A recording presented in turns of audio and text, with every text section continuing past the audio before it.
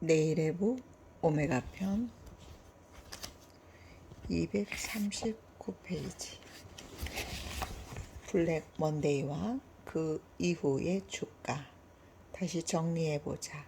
위기는 네이고노믹스로 인한 과도한 경기 부양의 결과였다. 물가를 잡기 위해 금리를 무리하게 상승시켰고 재정 적자는 엄청나게 높아지는 상황이었다. 그러니 미국은 과도한 경기 부양과 강한 금리 인상으로 일본의 엔화를 높이는 플라자 합의를 이끌어냈고 그 후 미국 경기는 추락했다. 그러나 주가는 다시 꾸준히 올라 닷컴 버블이 발생한 2000년대 초반까지 거의 10년 이상을 상승했다. 결국 1980년부터 시작된 미국의 금리 인상과 더불어 경기 부양은 1987년에 일시적인 하락을 이끌어냈으나 그 후 미국은 주가에 있어서 더 승승장구했다. 반면 일본은 어땠는가? 1987년 블랙 먼데이 발생 시점, 일본 증시는 크게 하락하지는 않았다. 오히려 곧이어 폭등 장세가 이어졌다. 그러다가 미국이 블랙 먼데이를 극복한 1989년에 극적으로 폭락 장세가 찾아왔다. 블랙 먼데이를 경험한 미국은 경기를 살리기 위해 저금리를 택했고 일본에게도 저금리를 지속적으로 요구했다. 일본은 미국의 요구를 받아들였고 1987년 2월부터 1989년 5월까지 2년 3개월 동안 금리 2.5%를 유지했다. 이로 인해 일본의 부동산 버블은 더욱 심해졌다. 일본의 부동산 버블은 1970년대 다나카 내각부터 시작되었다. 1970년대 후반부터 1990년대 초까지 미국 무역 수지 적자의 30-40%는 일본과의 무역에서 발생하였다. 일본도 무역 수지 흑자 대부분이 미국과의 무역에서 발생하였다.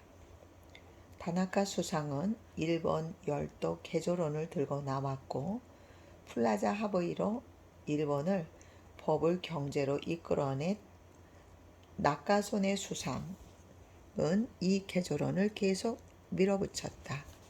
다나카 내각의 부동산 정책으로 1970년대부터 일본 내 부동산 활성화가 이루어졌다.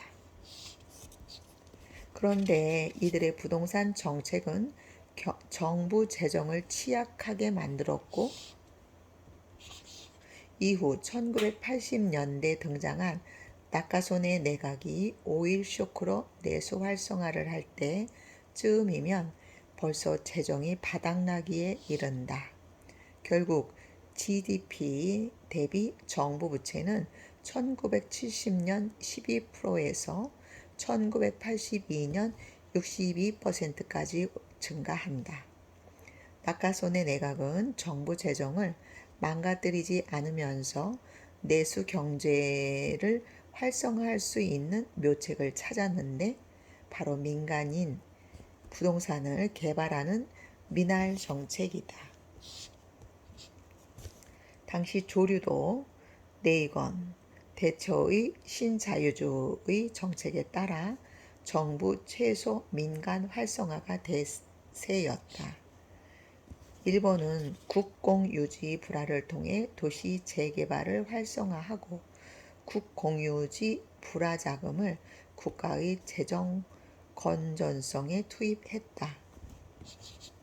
그러나 이 미날 정책은 1970년부터 1989년 버블이 꺼질 때까지 부동산 투기 붐을 이끄는 계기가 되었다.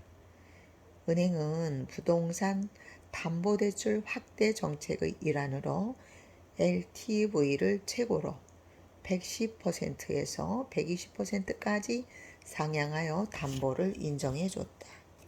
일본의 부동산 광풍은 1980년 3년 도쿄 중심부부터 불기 시작해 지방으로 확산되면서 1991년 버블이 꺼질 때까지 미친 듯이 올랐고 오름세가 꺾이면서 붕괴하기에 이른다.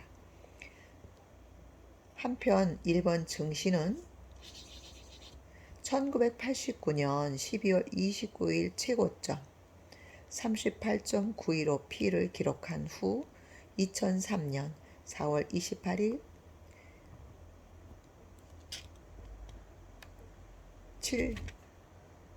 7.607P까지 급전직 하해 최대 80%까지 폭락한다. 우리는 역사의 교훈을 투자에 적용해야 한다. 앞으로 미중 무역 전쟁 하에서 투자를 해야 할 텐데 매우 중요한 포인트다. 만약 내가 이때 이 그래프를 참고하여 투자를 했다면 어떻게 했을 것인가? 자문해 봐야 하고 투자에 대입해 봐야 한다. 그리고 이런 투자 시나리오를 그려볼 수 있다. 미국이 금리 인상과 재정정책, 환율 정책을 실시했던 1980년대 초부터는 미국에 투자하다가 1985년 플라자 합의로 일본 자산에 거품이 끼기 시작하면 일본으로 전 재산을 옮긴다.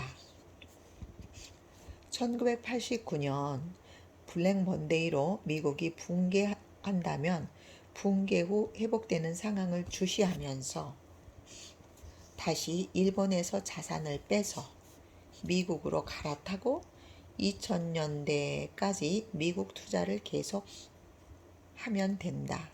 이것이 포인트다. 미중 무역 전쟁에 그대로 대입해서 투자하면 된다.